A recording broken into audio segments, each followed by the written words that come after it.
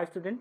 तो हम आज चलते हैं द लिविंग वर्ल्ड के अगले टॉपिक के तरफ। जैसा कि आप लोगों से हमने पूछा था ना कि कल हुआ था वीडियो में कि आप लिविंग हो कि नॉन लिविंग हो, तो कुछ लोगों ने बताया हाँ कि हम रिप्रोडक्शन करते हैं, ग्रोथ करते हैं, रिस्पांस देते हैं। तो ये क्या होता है, it is a character of living organism. तो हम दूसरे टॉपिक की तरफ चलते हैं जिसका नाम क्या है, रिप्रोडक्शन। प्रोडक्शन ऑफ प्रोगेंसी, मतलब कि इसका मतलब होता है संतान। मतलब कि हम जो संतान करते हैं, उत्पन्न करते हैं, उन्हीं को क्या कहा जाता है, रिप्रोडक्शन।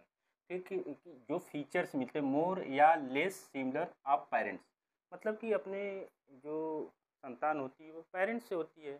तो प्रेगनेंसी जो है यह हो सकता है बिल्कुल सेम हो अपने पेरेंट्स की तरह, या हो सकता है कि कम सिमिलर हो। यही बात लिखा है ना, फीचर्स जो कैरेक्टर्स मिल रहे हैं और मोर या लेस सिमिलर ऑफ पेरेंट्स। अब देखो, जैसा कि हम लोग पढ़े हैं, रिप्रोडक्शन टू टाइप से होता है। एक होता है सेक्सुअल रिप्रोडक्शन, सेकेंड होता है सेक्सुअल रिप्रोडक्शन। रिप्रोडक्शन चैप्टर में हम इसको डिटेल से बताएंगे। फिलहाल थोड़ा सा वर्ड आया है ना, आप लोग बोलते हो कि सर रिप्रोडक्शन लिविंग ऑर्गेनिज्म करता है, नॉन लिविंग रिप्रोडक्शन नहीं करता। सही है। तो रिप्रोडक्शन दो प्रकार का होता है, एसेक्सुअल रिप्रोडक्शन, सेक्सुअल रिप्रोडक्शन। अब जो यह प्रोसेस है बाइनरी फिजन। बाइनरी मतलब कि देखो, व्हेन वन पेरेंटल सेल, ऐसे भी कर सकते हो, when one parental cell divided into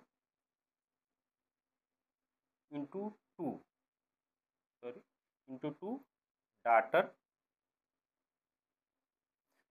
cell. देखो बेटा, कुछ लिखते हैं कुछ नहीं लिखते हैं, लेकिन जो बोलते हैं उसको आप लोग सुना करिए, कायदे से नोट्स बनाइए इसको।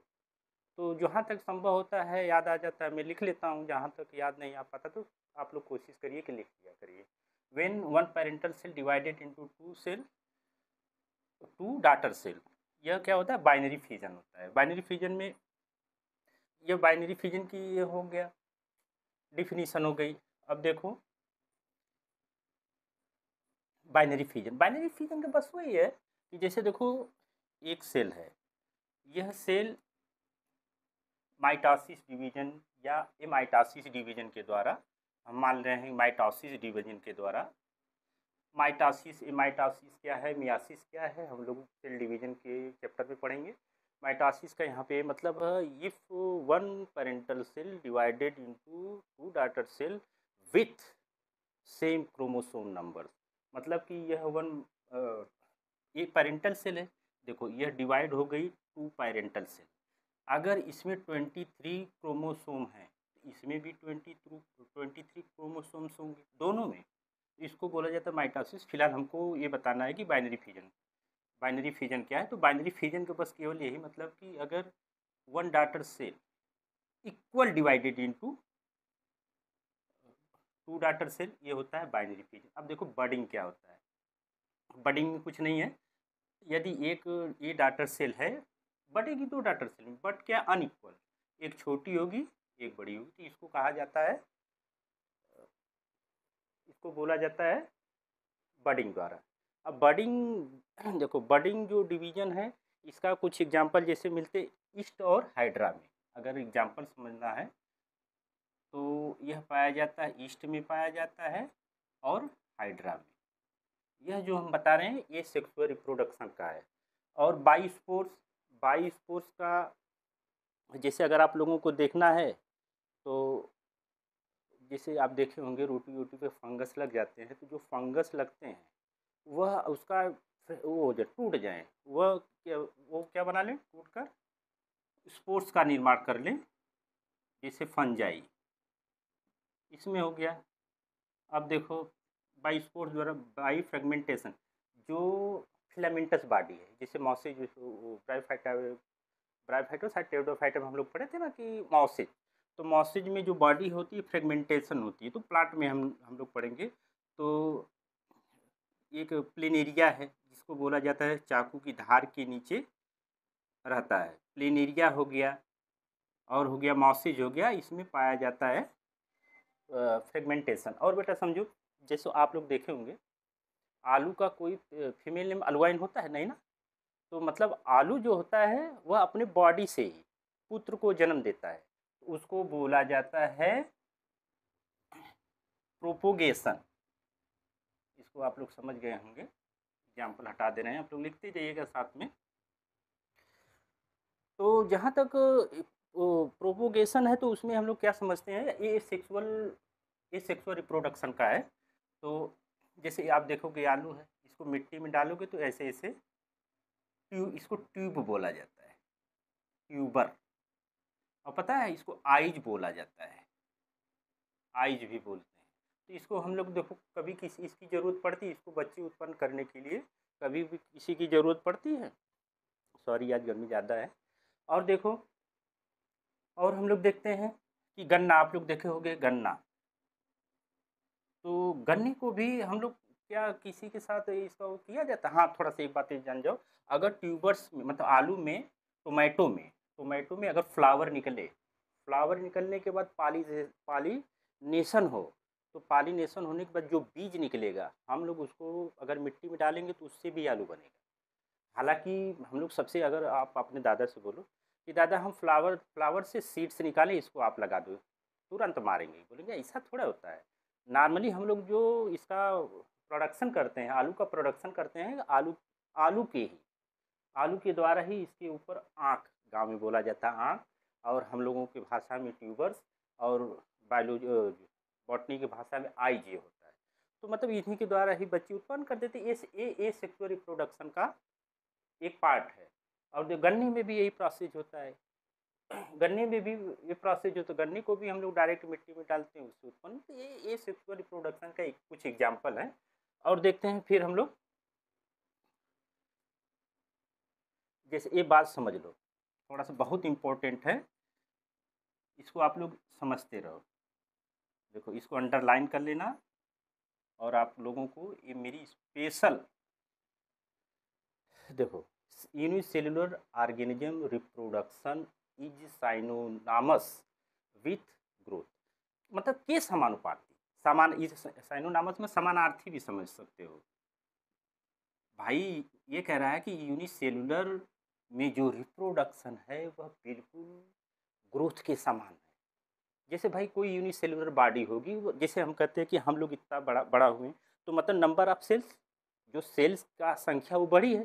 तो ठीक इसी प्रकार यूनिसेलुलर ऑर्गेनिज्म के पास तो नंबर ऑफ सेल बढ़ेंगे ही। तो उसका एक रूप ही है कि ग्रोथ का, जैसे increase in number of cell, तो यह ग्रोथ का ही रूप है। और देख लो ये सेक्सुअल में विदाउट फ्यूजन, जैसे अगर आपको सीधा बताना है कि ये सेक्सुअल रिप्रोडक्शन होता है क्या, तो बताओगे without fusion of male and female gamete and it's always यूनिपेरेंट।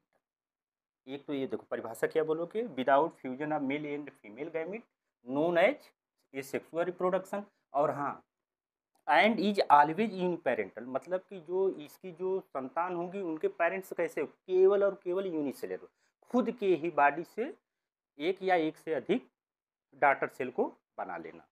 ये समझ में आया। फिर देखो there are many organism which do not reproduce. अब हमने आप लोगों से पूछा था कि आप लिविंग हो कि नॉन लिविंग, तो आप लोगों ने बोला कि हाँ सर हम लिविंग हैं, हम लोग रिप्रोडक्शन करते हैं। लेकिन देखो समझो, there are many organism which do not reproduce, कुछ ऑर्गेनिज्म ऐसे हैं या लिविंग ऑर्गेनिज्म ऐसे हैं जो रिप्रोडक्शन नहीं करते, तो क्या हम लोग उसको लिविंग नहीं मानेंगे। तो जैसे एग्जाम्पल में समझो लाइगर, आप लोग जानते हो कि जो, तो लाइगर का जो फादर होता है वह लायन होता है, और उसकी जो माता होती है, फीमेल जो होती है, उसको बोला जाता है टाइगर। अच्छा, आप गली मोहल्ले गांव में रहते होंगे, जो बच्चे गांव में रहते हो, तो किसी बच्चे को देखते हो तो आप लोग बोलते हो ना कि अरे यार यह किसका बच्चा है, तो पापा का नाम बताएगा कि हाँ फला आदमी का, पप्पू का लड़का है। अगर वो मम्मी का नाम नहीं लेगा, मम्मी का नाम ले, अगर आप मम्मी का नाम ले लिए तो पीट जाएंगे। तो सबसे पहले किसका लिया जाता है, पापा का नाम लिया जाता है, फादर का लिया जाता है। इसीलिए आपका कन्फ्यूज़न यहाँ पे दूर होना चाहिए कि लाइगर का जो मेल है उसको लायन है, और जो फीमेल है वो क्या है, टाइगर है।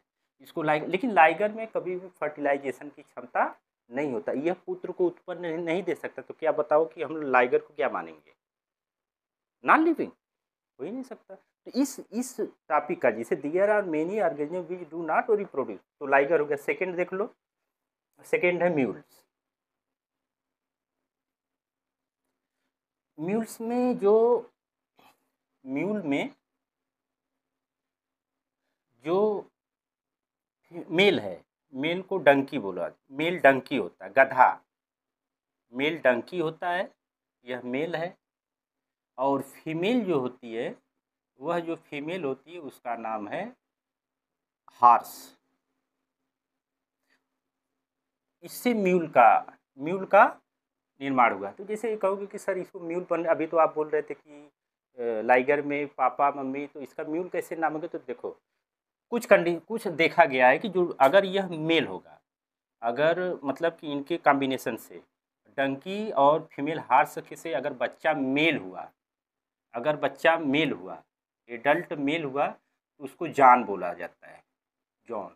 और जो फीमेल अगर होती है तो उसको बोला जाता है म्यूल, मिली या म्यूल। तो देखो इसको समझो। तो यह असल में होता है क्या है कि जो मेल होता है वो अनफर्टिलाइज पूरी लाइफ टाइम तक होता है। लेकिन कुछ कंडीशन में देखा गया है कि जो मिली है या म्यूल है, इसमें फर्टिल बच्चा उत्पन्न करने की क्षमता आ गई थी, तो इसके आधार पर इसका नाम म्यूल पड़ा। भाई जो डोमिनेंट है उसका नाम पड़ेगा, जो नहीं डोमिनेंट है उसका आप लोग पढ़े होंगे, डोमिनेंट नॉन डोमिनेंट से पढ़े, जेनेटिक्स में आप लोग पढ़े होंगे। तो जो डोमिनेंट है उसका नाम पड़ता है। चलो आगे की तरफ देखते हैं।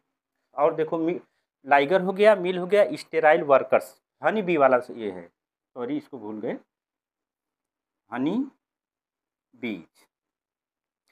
देखा होगा कि जो मधुमक्खियाँ होती हैं, जो वर्कर्स होते हैं वह नॉन फर्टाइल, उनके अंदर फर्टाइल की क्षमता नहीं, वो बच्चे उत्पन्न करने की क्षमता नहीं से हो सकती। और आप लोग देखे होंगे ह्यूमन कपल, आपके गांव में अगल बगल में अगर किसी मेल और फीमेल की शादी करा दो, मेल फीमेल की शादी करा दो, तो हो सकता है कि गांव, सबको नहीं, गांव में एक आध लोग ऐसे मिल जाते हैं जिनको लाइफ टाइम तक बच्चा नहीं होता है। तो यहाँ पे ह्यूमन कपल का मतलब अनफर्टाइल ह्यूमन कपल। तो क्या ये बताओ आप लोग कि जो जिनको बच्चे नहीं होते, इसको तो बच्चे नहीं, रिप्रोडक्शन की क्षमता होते हुए रिप्रोडक्शन बच्चे नहीं हो रहे हैं, तो क्या कहोगे, क्या इनको नॉन लिविंग कहोगे, नहीं कहेंगे। तो यहाँ पे एक बात आती है कि जो जो हमने नोट में लिखा है, आप लोग ध्यान से सुनिए।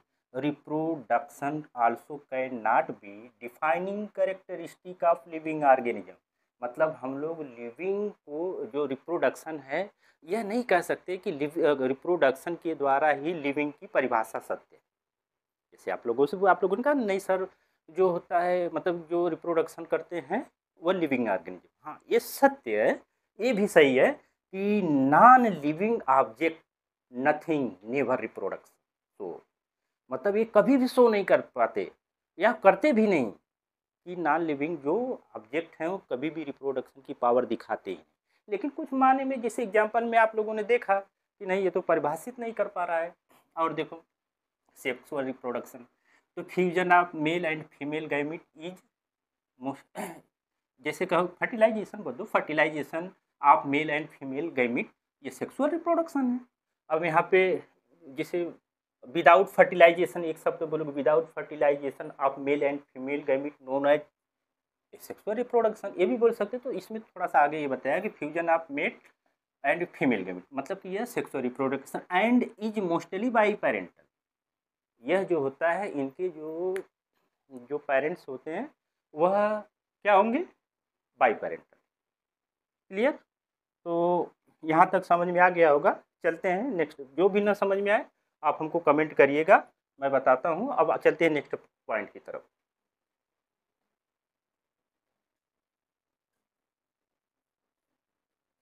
रुक लो।